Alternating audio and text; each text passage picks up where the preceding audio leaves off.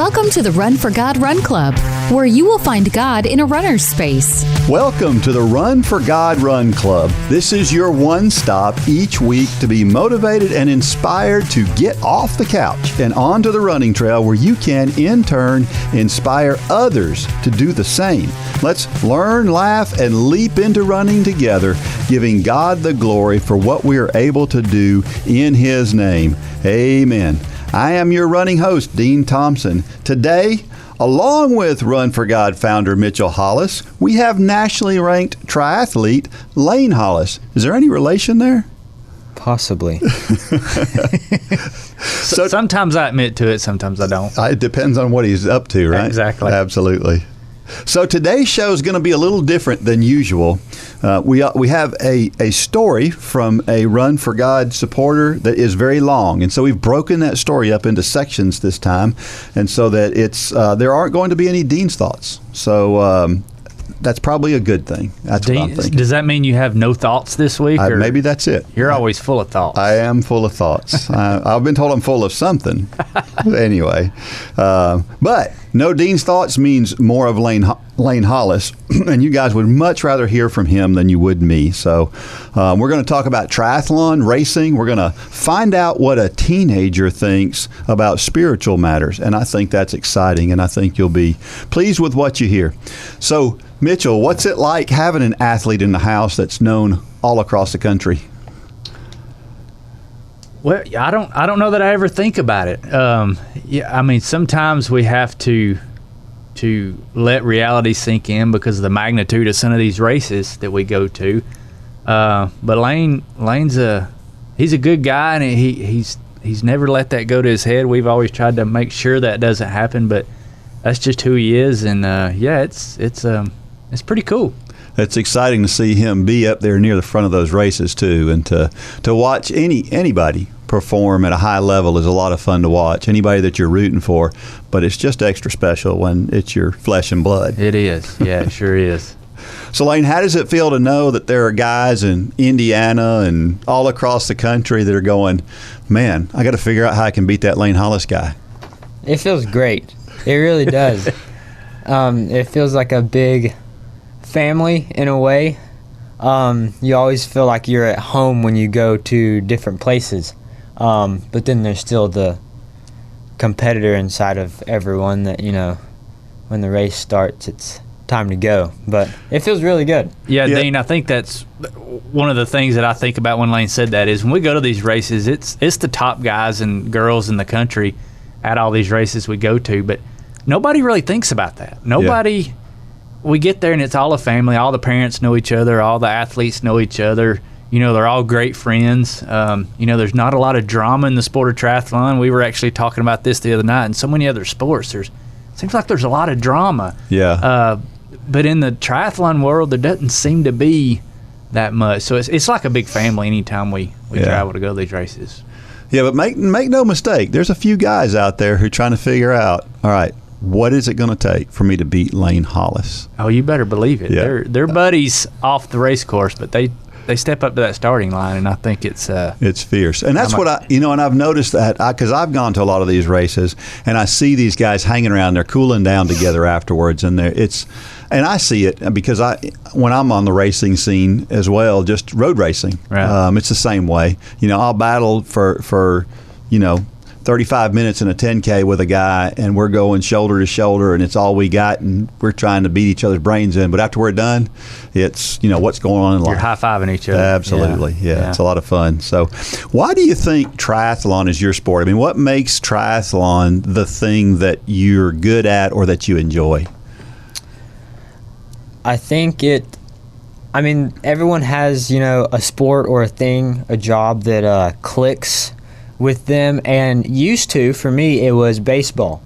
But, basketball and football never really clicked for me.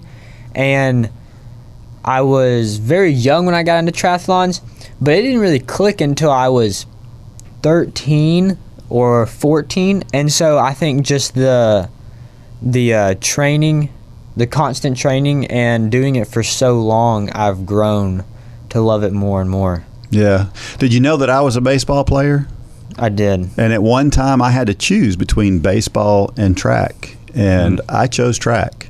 And it's changed my whole life. So worked out pretty good for you. Yeah, it worked out pretty good. So, but I will say, I wasn't a great hitter. I was an okay hitter, but I was a center fielder, and nothing touched the ground. I don't like to brag a whole lot, but when it comes to playing center field, I was pretty good. Sounds like he's bragging. That's what I was. I was shortstop and center field. Yeah. It's a lot of fun out there, isn't it? Hitter. Yeah. Isn't it great when you see one hit that you're wondering if you can get to? Oh, I love that. Oh, my goodness.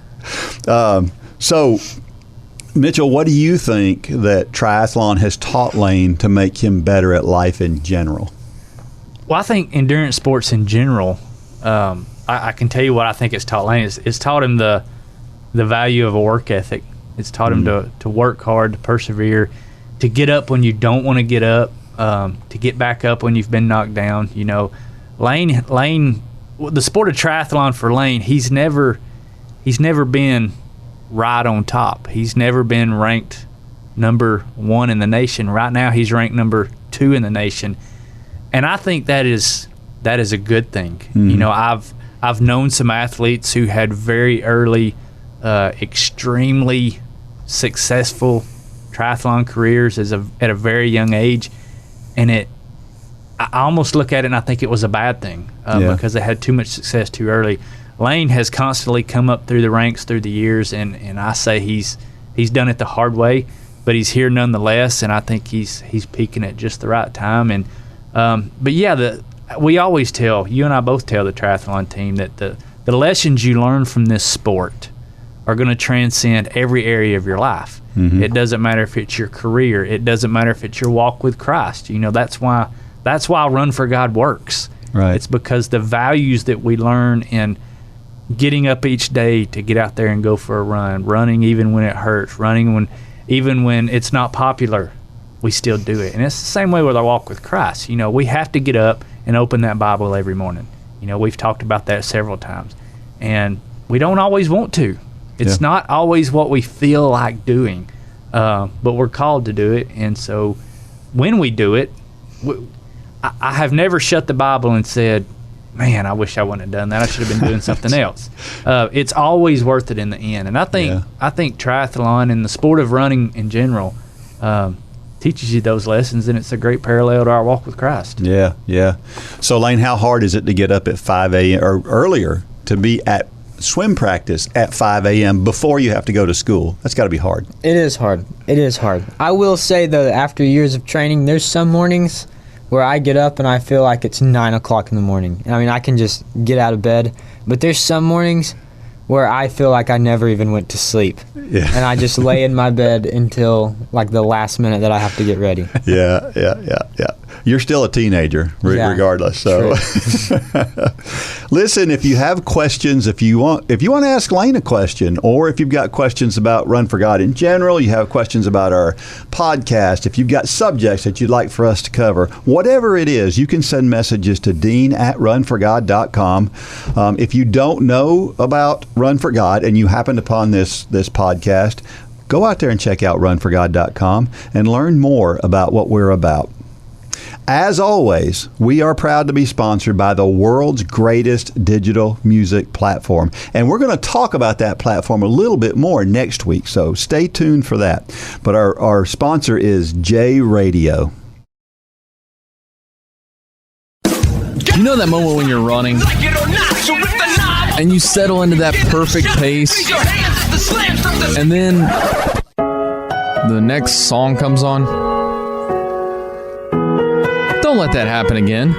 With the new J Radio, you can trust us to make sure that the next song in your playlist will help you keep up that pace. Check out the Radioactive station on J Radio for all different genres of workout music handpicked for you while you run. Start listening now at jradio.com.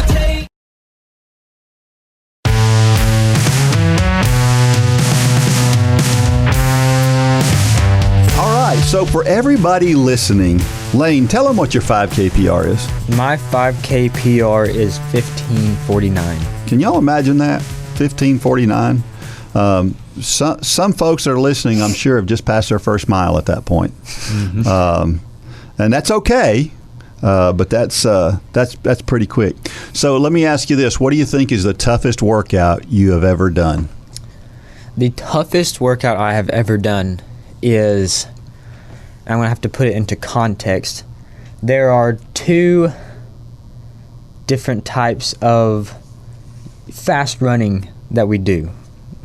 For like Run for God run workouts where I'm at. And one is called repetition pace. And what repetition pace is it's the pace that you are running your 1 mile all out at. Everything you can do. Mm-hmm. And probably the hardest workout I've ever done is I had to do 8 600s. So that's a lap and a half around a normal track. 8 600s at that pace. Needless to say, I did not hit that workout. Had I had hit it, it would have been probably the most successful run workout I've ever done. I think he's saying he crashed and burned. I think occasionally Like. there may be that occasionally your coaches try to figure out how they can push you past that point where you're kind of broken. And that might have been one of those days. We don't ever do that, I'm not do we? sure. They absolutely do. So how do you get through those tough workouts? Well, it's hard to, sometimes it's hard to say, just like, I don't listen to music when I'm running hard because that honestly distracts me. Mm-hmm. There's another workout that I do. It's 15 by 1 lap around the track. And those workouts, the way I get through them is I'm only running for about 70 seconds. And I like to think about people who are doing things much harder than I am. I've always looked up to Navy SEALs. Mm-hmm. 70 seconds, 15 by 70 seconds. Just doesn't seem like that much when you put it that way. In context, when you think about Navy SEALs, that is so doable into context what they do. So that's interesting. That's a good way to do it. And we've talked about the marathon before. You and I kind of just on a long run, just talking about things in general. And one day I remember the marathon came up. And your dad is famous for saying not too long ago on this very podcast that he favored the longer, slower stuff because he didn't like to hurt that bad, like it does in that shorter stuff. But you have a little bit different take on the marathon specifically. So what do you think about the marathon and maybe the people who run it? The marathon and the people who run it. Obviously I've never ran a marathon. The longest I've ever ran is a half marathon. Right. And that's probably the longest I'll run for, a while. And so a marathon, it honestly kind of seems intimidating to me. If I were to go out and try to do good in a marathon, it is honestly kind of intimidating. So people who can do that, I have a lot of respect for, no matter how fast they can do it. But me personally, I like the adrenaline of that short, less than an hour type stuff. It sounds very weird to say, and I don't like excruciating pain, but in this sense, I kind of do. That pain for like under an hour. I don't know. I get it, because I'm right there with you. I prefer the shorter, faster stuff myself. Even at my age, I still prefer the shorter, faster things. I like 10K and under. I've run some marathons and half marathons and other things, but I just prefer because I think you hit the nail on the head. I love the adrenaline. There's an adrenaline that you don't get in the long stuff that you do get in that short stuff, and I think that's cool to feel that. So listen, we want to hear your story. We're going to share a story here, but you have a story as well. We talk about that all the time. Don't forget, we would love to hear your story, and you can send that to us. So please, you can go to runforgod.com and go to the devotions tab, and you can submit your story there, or you can send a story directly to me.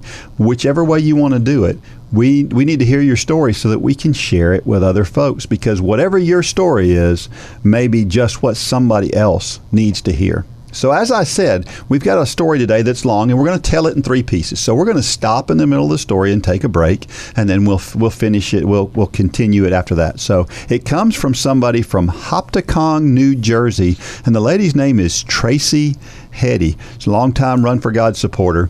But you're going to hear that her Run for God journey is a little bit different maybe than a lot of folks. So it is entitled, I Quit Run for God. I spent most of my adult life weighing between 225 and 240 pounds. Then in 2012, I quit smoking, and over the next 5 years, I gained 100 pounds, weighing 332 at my heaviest. During those years, I started and quit the Run for God program more than once. I always had an excuse. I can't even remember the order that I used them as excuses, but I remember them all. My husband and I started together, but then he was injured. Well, I couldn't go on without him.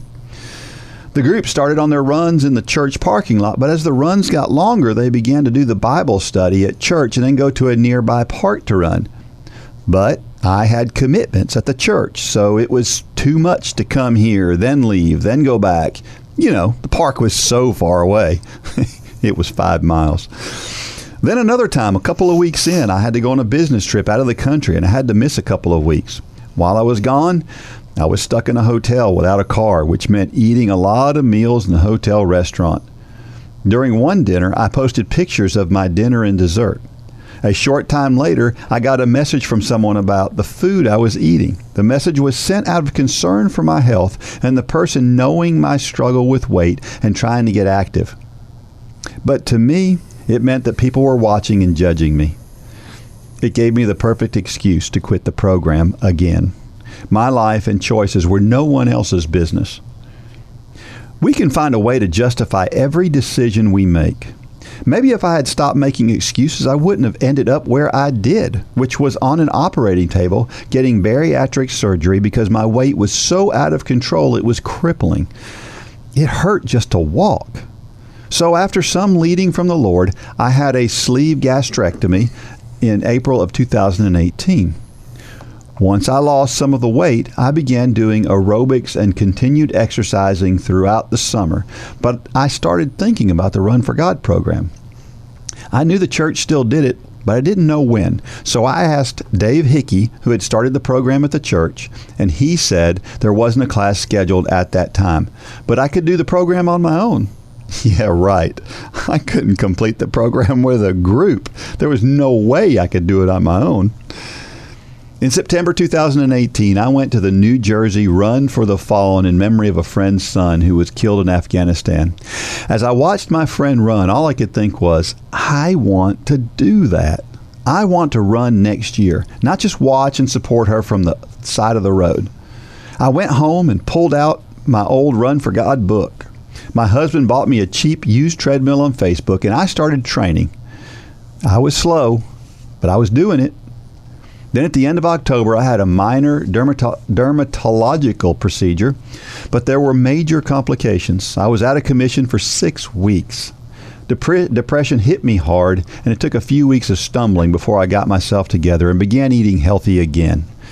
I found a 5K online, registered, and posted about it on Facebook. Now, I had to train. Then my friend Joanne reached out and asked if I minded some company. She made it sound like I was doing her a favor, but I know she was doing it for me.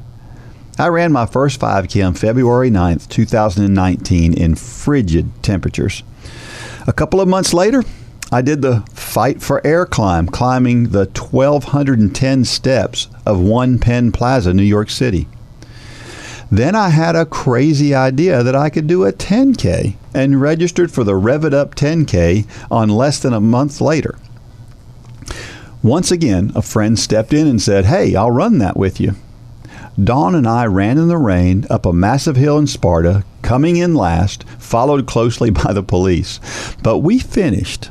I went on to complete a couple more 5Ks in June and continued to run on my own over the summer. I ran each race a minute faster than the last. Still slow, but getting faster. Then in September 2019, I ran the New Jersey Run for the Fallen in memory of my friend's son. While this was not a race, it was a reason I started running, and remains one of the most powerful moments in my running journey to date.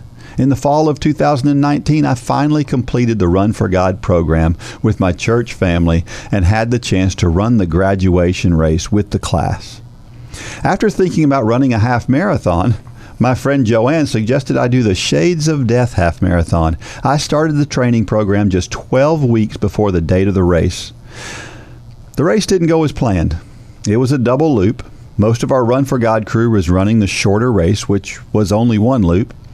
The shorter race started after the half marathon, and it was a little while later they began to catch and pass me.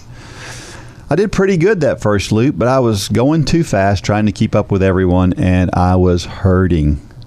At the end of the first loop, there were crowds of cheering people who were there for the finish of the shorter race. My family was there at my invitation, cheering and yelling along with tons of other people. It was like a big party. However, my race wasn't over. I had another lap to go. When the other runners went straight across the finish line, I turned right for my second loop. A couple of miles down the road, I suddenly realized that I was all alone, completely alone. Since they had closed the roads for the race, there were no people, no cars, and since I was so far behind, no other runners. Just me in the cornfields and pumpkin patches. Suddenly, my insecurities came crashing in on me. I'd never felt so alone in all my life. I stopped running and started crying.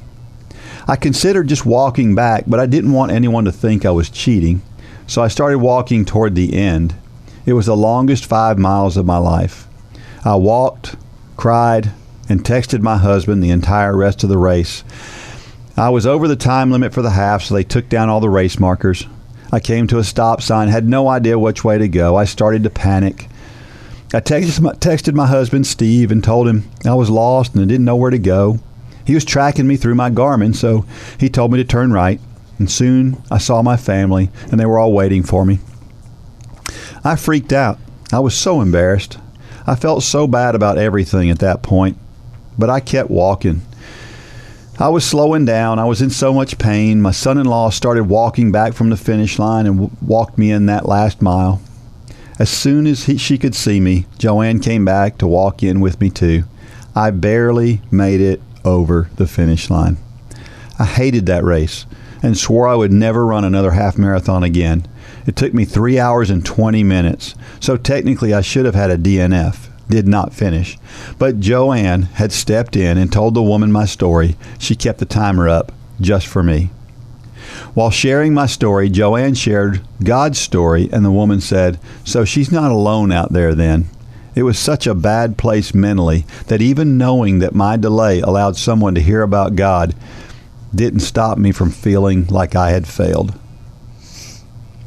We'll pick that story back up from there, and we'll talk a little bit about runcations. If you've never had a runcation, it's a pretty cool concept. So, but right now, let's go to Come On, Let's Go. If you don't know about the Big Share app, check out the Big Share app. It's another great place to share your story. So first share your story with us through Run for God, and then share your story with the Big Share app.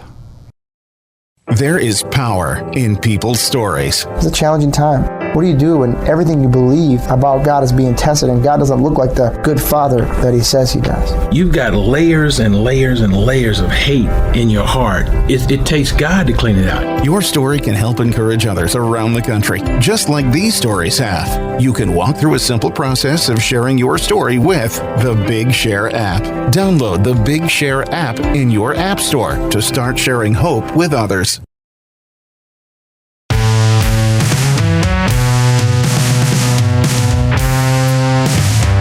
All right, so we're back. So, Lane, people probably want to know, what does a guy who's a senior in going into being a senior in high school, who travels all across the country running these crazy triathlons, who trains 78 hours a week, something like that. Maybe it's a little bit less than that. A lot of. So, what's your favorite Bible story? My favorite Bible story, I feel like it's odd. I feel like I'm not in the same boat as most people. Even my parents were like, what? When I told them my favorite Bible story. My favorite Bible story is the story of Job. That is different. It is different. But why is it your favorite? It's my favorite for a few reasons. I guess I really enjoy hearing the amount of endurance and the amount of faith that Job had to go through all that he went through. And, a while ago I was talking about, what helps you get through workouts, and I was talking about Navy SEALs. Job is also another one. Very, very few people have gone through what Job has gone through. And to see that he still was faithful and never cursed God in all that he did, that's pretty impressive. And so that's the main reason why I love that story. It takes a lot of mental fortitude to continue on. And you're right. It's very similar to any endurance training, whether it's just running or it's triathlon or anything else. Trying to realize that the negative thing that happens right now isn't necessarily a reflection on the overall picture in the end, because in the end there's a positivity there. So I know my favorite verse is from Joshua 1:9, and the part I love the most about Joshua 1:9 is the fact where he says, "Have I not commanded you?" And he's saying it because he's already said it several times before that, and because that's what my brain needs. It needs something to be pounded in there over and over again. So I know we talked about this, that you have a favorite verse. Yes. And again, it's from that same story, right? It is. So which verse is that? It's Job 1:8. I think, and it says, "Then the Lord said to Satan, have you considered my servant Job? There is no one on earth like him. He is blameless and upright, a man who fears God and shuns evil." So what is it about that verse? It's kind of the origin of the story. The devil is roaming earth, and Job is the one guy in God's filing cabinet where he can just pick out and say, this is my guy, that he's a pretty good dude.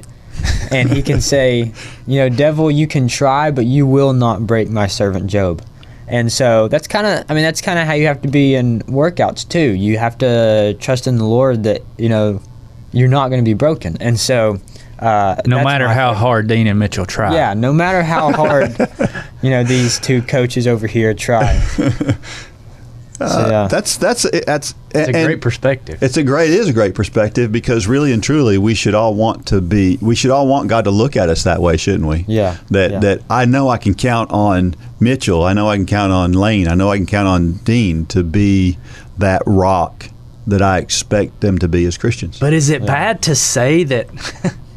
I hope God doesn't say, "Have you considered my servant Mitchell?" I hope I never hear those words, but on one hand, I don't want to hear that. But on the other hand, man, what an honor! It's kind of a I don't know what you call that, but it had to be a. I mean, I'm sure Job's in heaven now, going, good one, God. But yeah, and it's interesting. It's an interesting thought, because a lot of times we do find ourselves on hard times, and we find ourselves complaining about the hard times instead of realizing that I don't know that God's using us like He is Job, but God may be using that situation.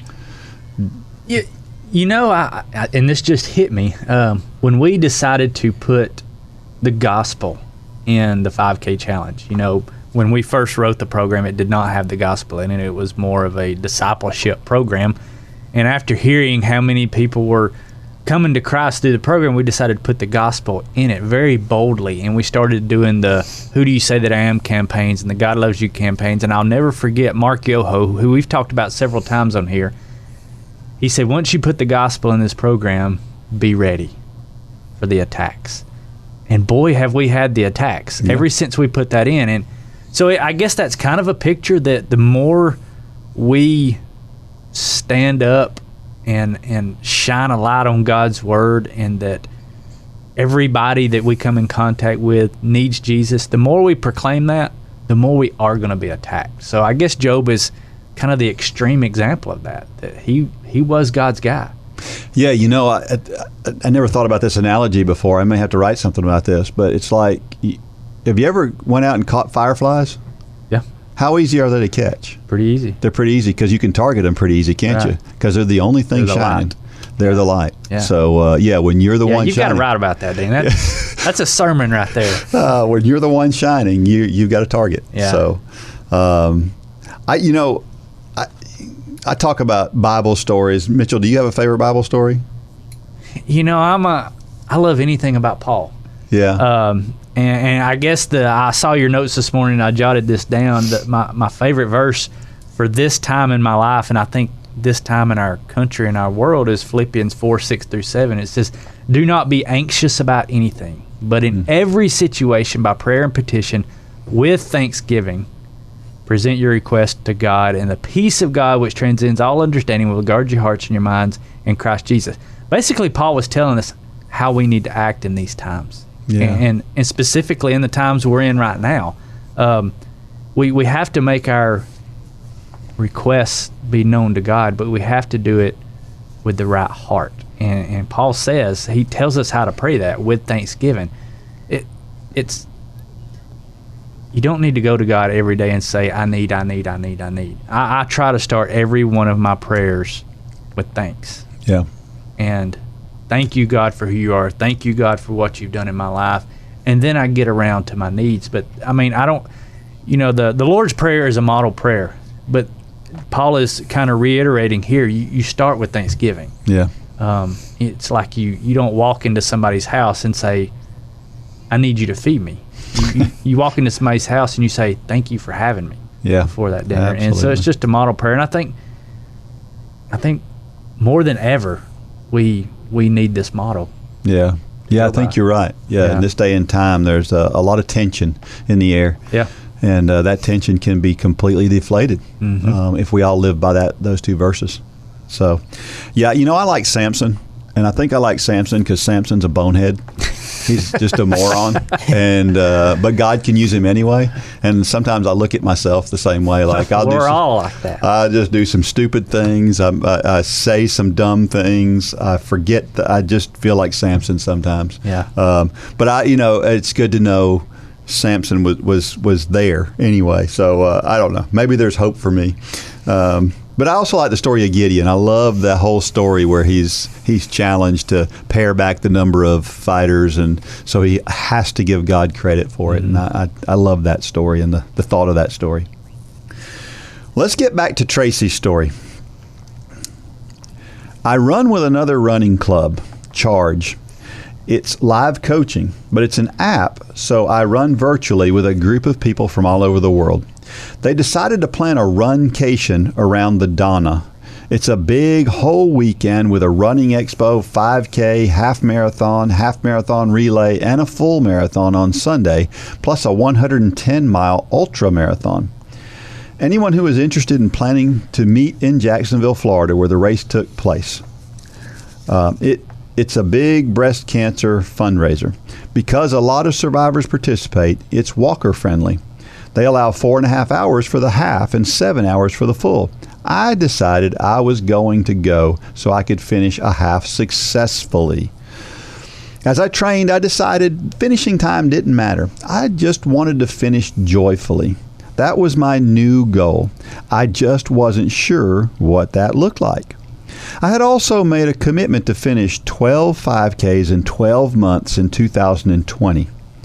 It would be my way to stay motivated. I ran my first race of 2020. It was New Year's Day. After posting about that first race on Facebook, to my surprise, there were almost 20 of us in Run for God shirts on race day. It was amazing. It was the first time I was asked about my shirt and had a chance to share. As a matter of fact, almost every one of us had a chance to share about God at that race. Then I actually had a reporter ask me questions, and I had a chance to share about God and the run program with the media.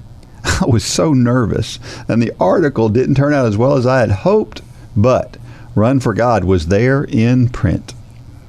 Up to this point, every race I ran was a little faster than the last, but a friend shared that they would be doing some walking during the race, and I felt prompted to join them. So I did. Even though I was a little slower, I loved this race. I felt good about it. It made me think about what success meant to me in terms of running. The next race was the Penguin race in February. I had trouble finding a race that worked with my schedule, and I was sure I would be alone at this one. But surprisingly, 5 other rock stars joined me. A little way into the race, I passed an older gentleman who was really breathing hard. As I passed, he said, "You're going to beat a man who will be 91 next month." For the next little while, we stayed pretty close to each other. I found out he ran his first race at age 74. At about halfway through, I noticed a woman who was running and walking alternately. She would pass me, and then I would pass her. She was slowing down, so I started to move out ahead of her when I clearly heard the Lord speak to me. He said, "Why are you here?" I almost stopped in my tracks. It really made me think about why I was running that race. So I slowed and started talking to Linda. I ran the rest of the race with her, and eventually another runner, Ralph, joined us. I shared a little bit about Run for God, but mostly I listened to their stories. Ralph had lost his business last summer and started spending his time drinking and watching TV. He finally realized that he was going to die if he didn't make some changes in his life. So he started running. Now he watches what he eats, exercises regularly, has lost some weight, and feels much better about his future. This was Linda's first race. She was a new runner. She shared that her husband had run this race last year, but she wanted to beat his time of 43 minutes. I noticed we were about 40 minutes in, but we were close to the finish line. I told her that I thought she could do it, but she was going to have to push. As we turned a corner, we could see the finish line. As Ralph and I cheered her on, the 3 of us crossed the finish line together in 42:32. She accomplished her goal. Nate, my 91-year-old friend, had already finished with a time of 41:47. Once again, one of my slowest races, but one of my happiest finishes. It was the first time I smiled as I crossed the finish line. This really made me think about my purpose and why I run. The Donna was 1 week away. Was I ready? Physically, yes. I had followed my training to the letter. Mentally, I felt better, but not fully confident. Although I was running with my Charge Run Club, I had made a commitment to always wear a Run for God shirt when I race. So on top of my race fears, I was worried about being the only one in a Run for God shirt and how my fellow Chargers would take it. I remembered that a friend had written a Bible verse on his calves when he ran a Spartan race. What verse represents my purpose?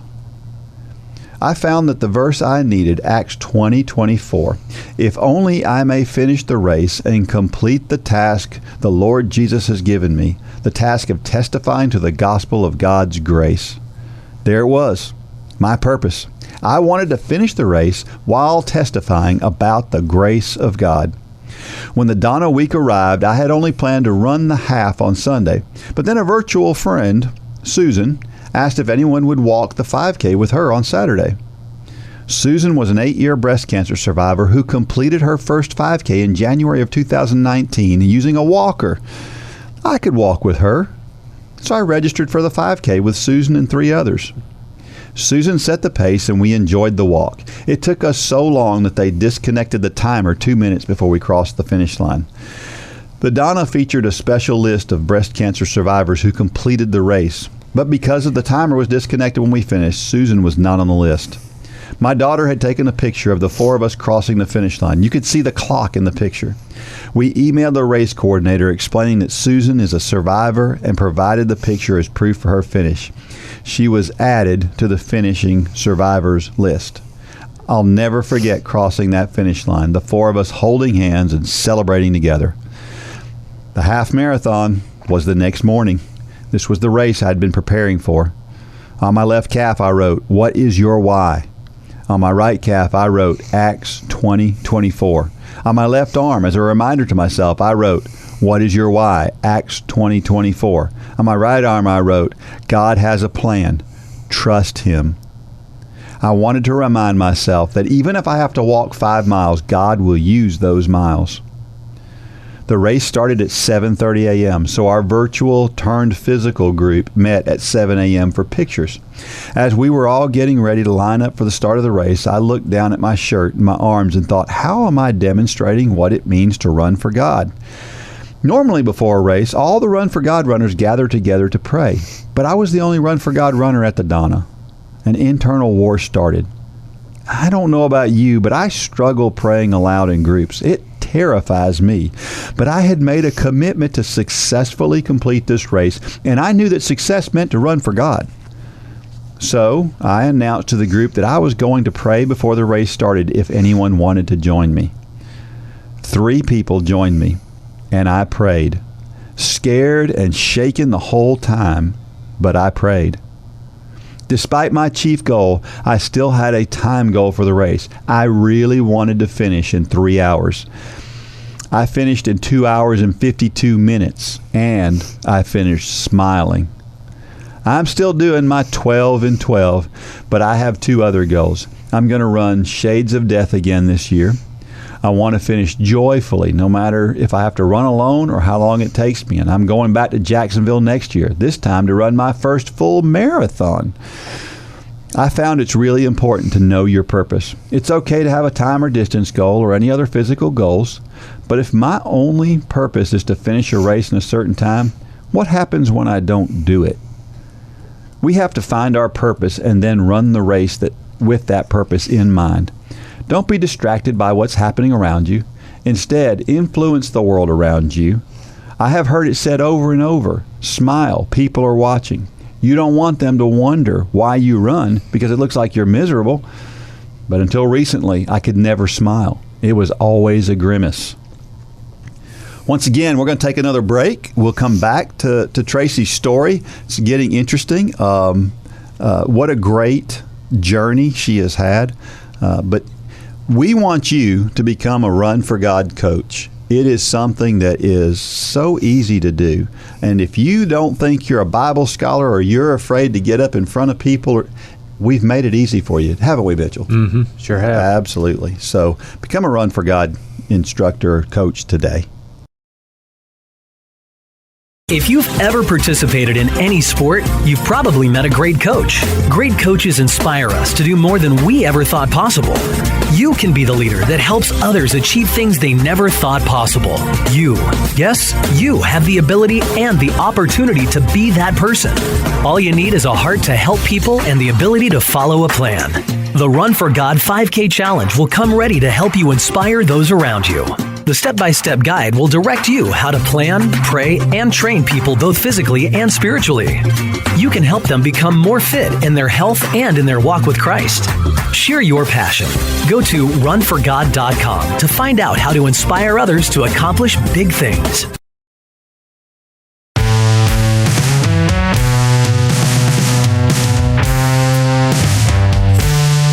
All right, so we are back. So, Lane, tell me, when you get ready for these races, these races are high stakes, right? There's a just this coming weekend. Well, by the time people hear this, it will already have happened. Yeah. There's a spot for world championships on the line, right? Yes. In the next couple of weeks. So, what do you do to prepare on race day? A lot. On race day, we try to make it as easy and as convenient as possible to be ready on race day. The day before, the days before, we're making sure everything is perfect. The bike is set up and everything. And so race day morning, all we have to do is eat breakfast, go to the race site, set up, and we're good. So race day morning, there are a few things I have to do. Breakfast is obviously So do you eat the same breakfast before every race? Yes. Okay. I have tried different ones over the years, but I have a breakfast that I eat every time. And do you time that breakfast for a certain time period before your race? Or? Yes, I do, kind of. Not like very specific. I usually just eat when I wake up. Okay. But I wake up the same time before every race. Okay. So, but yeah. Even in the hotel room, in the hour, I'm kind of different. Some of those friends that we talked about that also race, at the top level, I've been in hotels with them, and they'll wake up 20-25 minutes before they leave the hotel, and I'm not like that. I have to feel so comfortable with the amount of time I have Yeah. Sometimes I'll wake up an hour and 15 minutes before I leave the hotel. And I mean, that's not a problem for me though, because I'm willing to lose 30 minutes of sleep to feel more comfortable race day morning. Absolutely. Because, I mean, as we know, it's 2 nights before the race that the sleep really matters. You know, some of these elite races, I'm so lucky because elite races, they're not super early. They do give you the luxury of not being super early. But some age group races and stuff, I mean, some of these races start at 6 in the morning. And so if you're really trying to compete and you're one of those people who need time, you know, you got to wake up at 3:30 or 4. And so, but yeah, there's a lot of... So at this point in time, your race takes about an hour, right? So how long does your warm-up take? My warm-up in a triathlon specifically takes, from the time I start doing my drills and dynamic warm-ups, it takes around an hour and a half, an hour and 45 minutes.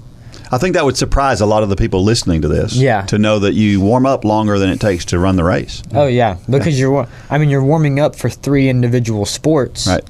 And I mean, you look at track alone athletes, and they're warming up for an hour and a half. And so in reality, I mean, it's not super long per discipline. Yep. There's also the time in that warm up though where you got to time everything right, because you also have to go put your stuff in transition. Before the race, and so you got to plan all this stuff out. Yeah, you got to know what you're going to do when you're going to do it. Yeah, Definitely. definitely. What's going through your head while you're doing all of this? Well, race morning, I try to make my head as clear as possible, because, you know, obviously these races being as big as they are, and only having, well, this year I'm only going to have 2 if I don't go to Worlds, so hopefully I'll have 3. But you know, usually in a normal season, there's 7 races in 365 days. So there's 7 days out of those 365 days where everything has to go perfectly. And so that's kind of stressful. Yeah. And so I'm just trying to make my head as clear as possible. You know, the days before the race, I'm thinking about the race. I'm thinking about what I can do to make the race go perfect. But the day of the race, I'm not thinking too much about the race itself. I'm thinking of it as as kind of like a workout. I mean, the days before I'm thinking of it as a race, because I'm trying to make sure everything is perfect and right and everything's going to go as planned. But the day of the race, you have to think of it as a workout, because you know, we always talk about doing your best, and obviously though you want to win, but you have to make it a workout in that there's a process to it, and you always have to pay attention to the process for that race to go perfect. You can't rely on someone else, even if you're trying to beat them. You're trying to beat everyone else, but you have your own process. Yeah. So Mitchell, what's your role on race day? I know you go to every one of these races, and so what's your role on race day? Yeah, I think my role has changed through the years. I mean, obviously there was a whole learning curve when Lane was young. And there's a lot of back and forth on race day when he was little about, have you thought of this, have you thought of this, have you thought of this, and now it usually a couple days before the race I'll ask Lane, you know, what is it you want me to do, because Lane's at the point now where he has, just like he said, he has his process, and I'm only there to facilitate if he needs anything. And I guess my biggest concern is trying to help him reduce the stress, and a lot of that is the days before.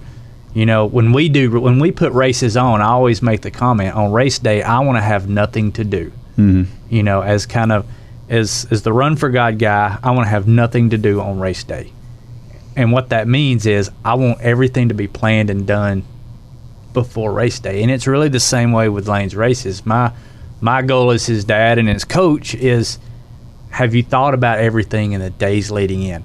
You know, I get a little bit frustrated when we go to some of these races, and I will see parents just flipping out on their kids, and have you done this and this and this? And there's nothing you can say on race day. There is absolutely nothing you can say to an athlete on race day that is going to make their race better.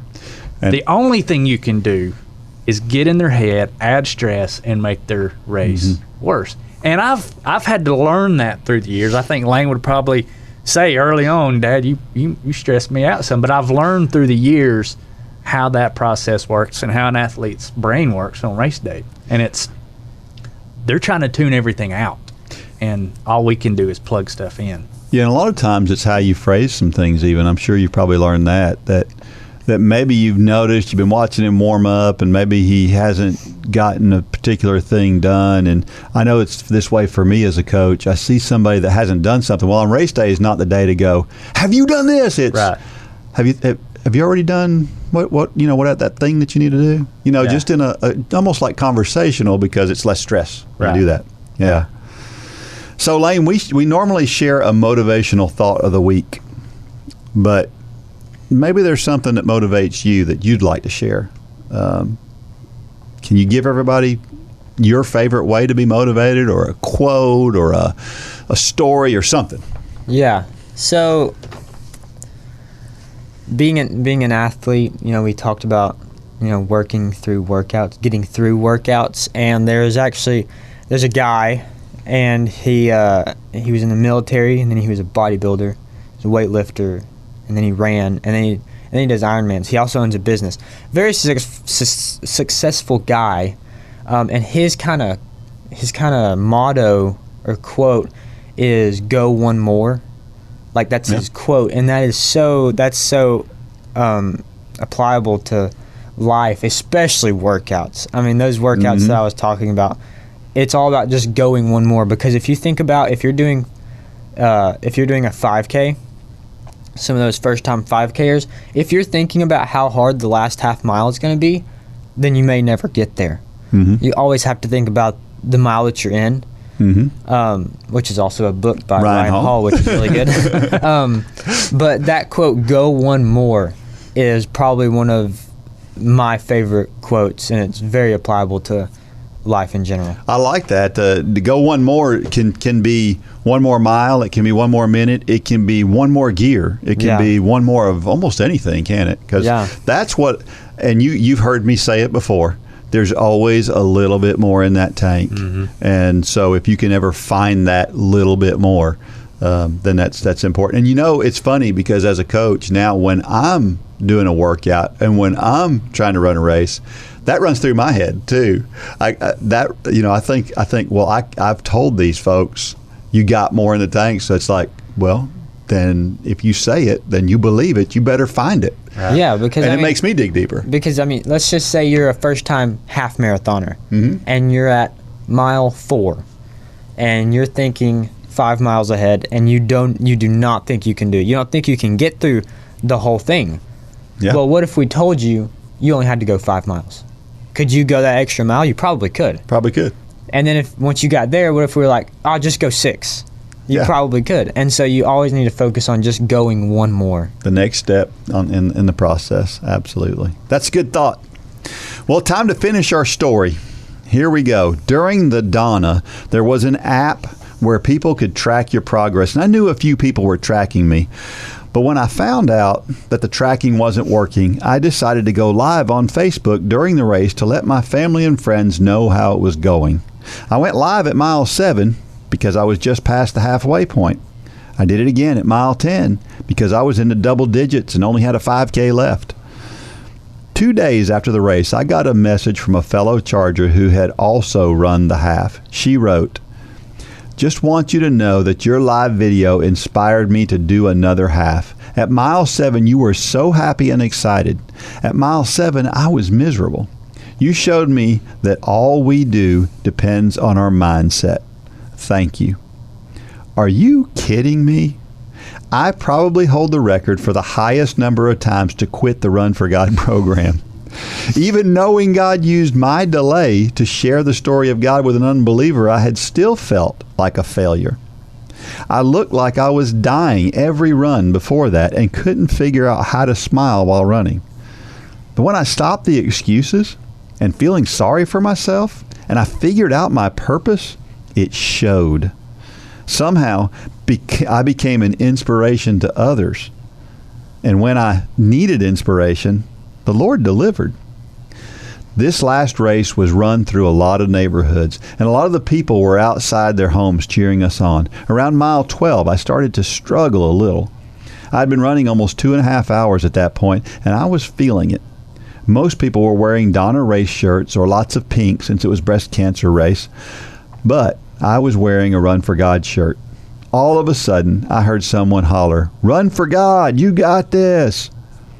I looked up to see a woman smiling at me from the side of the road.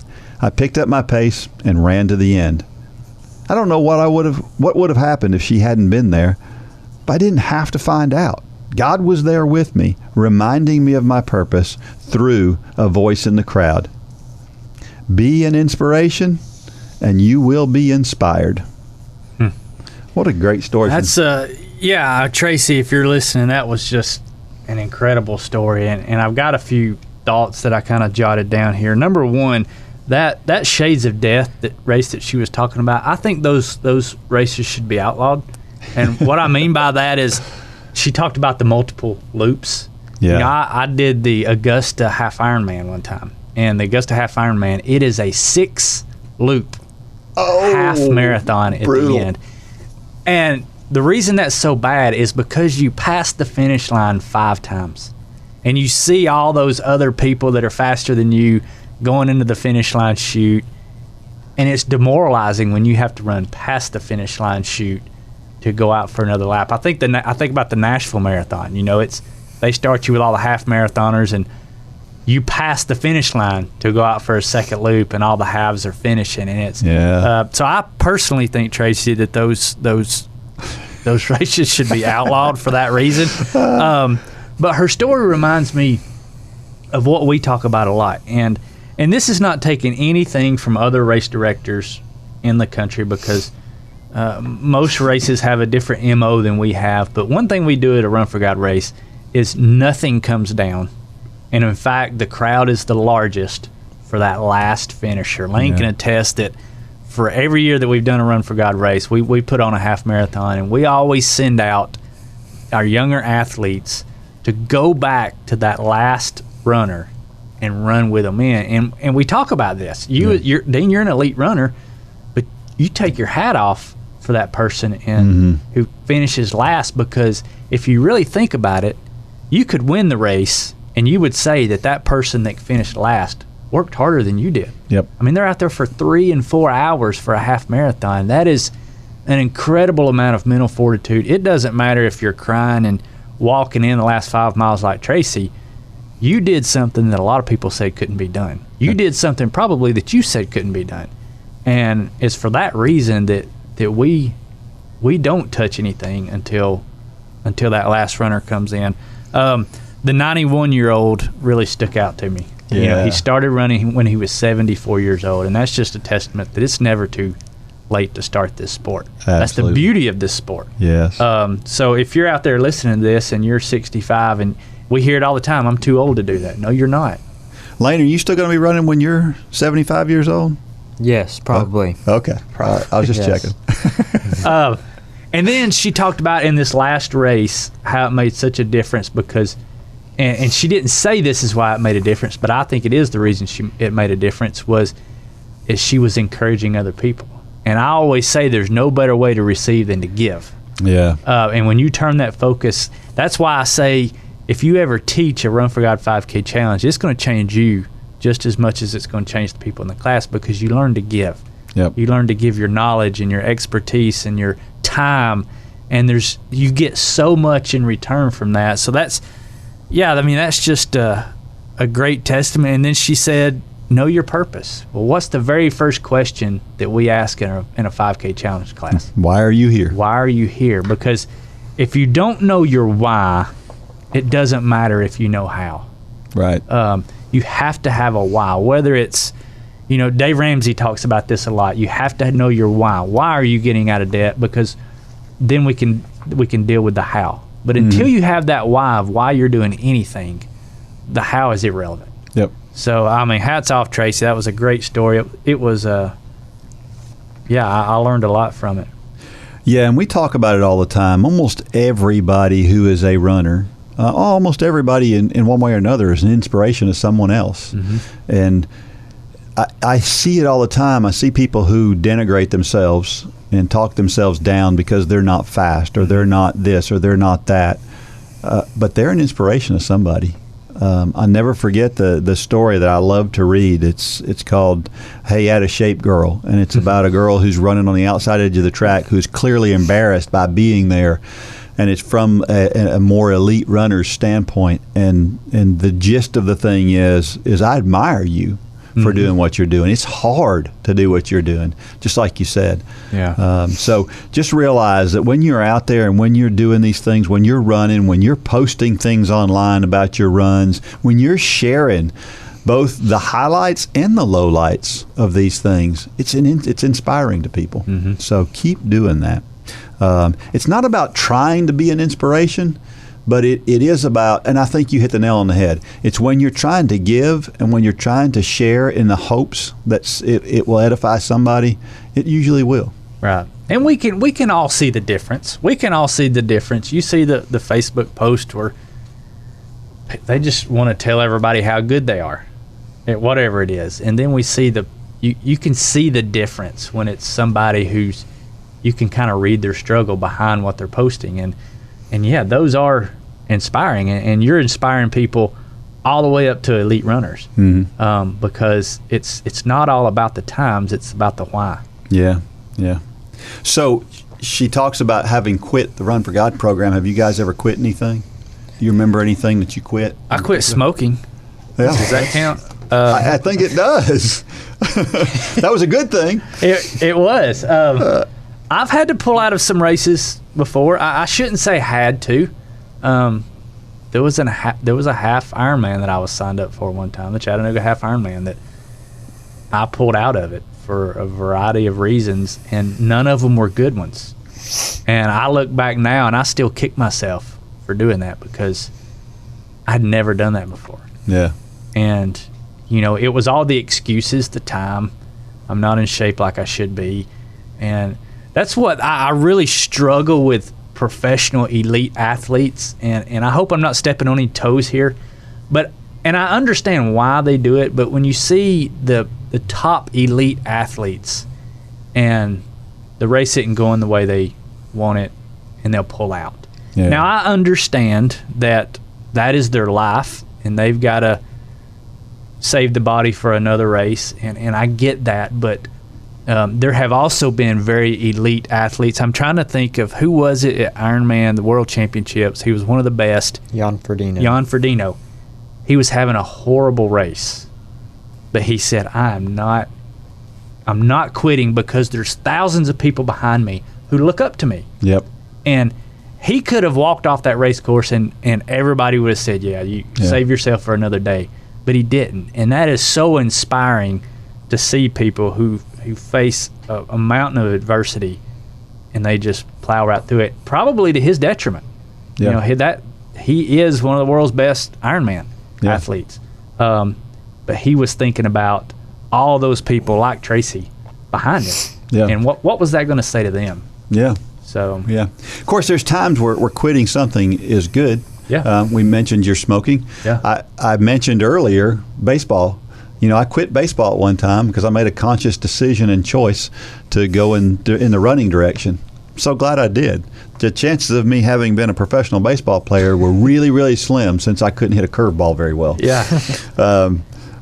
But that's, it's giving up some things and quitting some things is good. But it's really inspiring to see somebody who quits something, regrets it, and comes back and finishes it. It's great to see, just like you said, that person who struggles and finishes anyway. I've been in those races where, oh my goodness, the last Boston Marathon I ran was the slowest marathon I've ever run in my life, other than the marathon I ran at the end of a Ironman triathlon, and it wasn't much slower than an Ironman triathlon marathon, or much faster rather. So it's tough to finish those things. Well, talk about finishing. Let's finish with this. Let's finish with Lane. You've risen to the top of the triathlon world through a lot of hard work. Tell everybody out there, just kind of like Dean Carnazza says, how they can be the best animal they can be. How can they be the best version of themselves? What advice can you give people? The best version of yourself. Well, number one is consistency. You have to be consistent, and that kind of goes along with the go one more attitude. Going one more, staying consistent with what you're doing, and finding a process for you, finding a process that works for you. And one big thing is if you do the process 10 out of 365 days, that's not consistency. That's not going one more. So you need to find a process that works. Test, whether it's losing weight, whether it's trying to improve your 5K time, anything in life.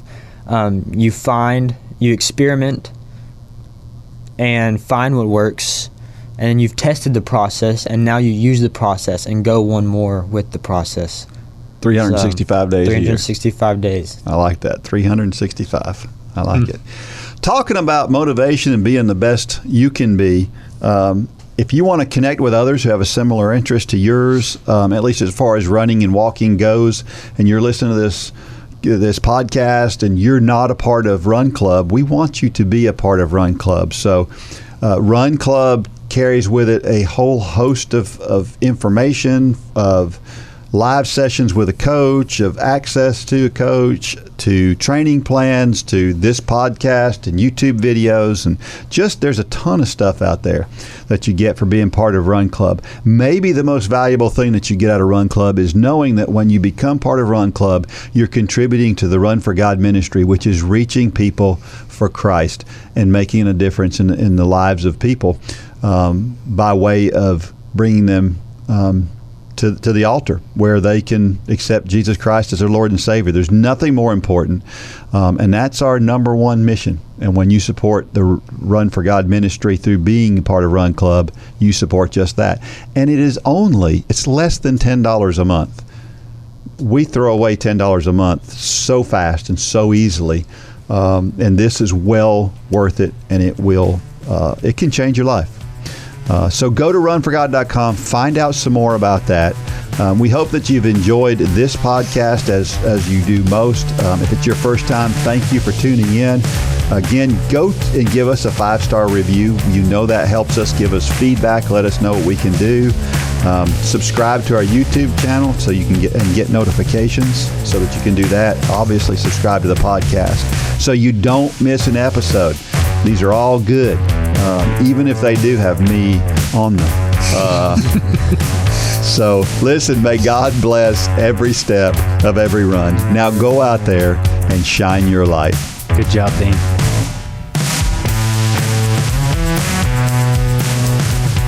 For more information about the Run for God ministry, go to runforgod.com. If you have questions about your salvation, click on the Peace with God tab. There's nothing more important. Thanks for joining us today.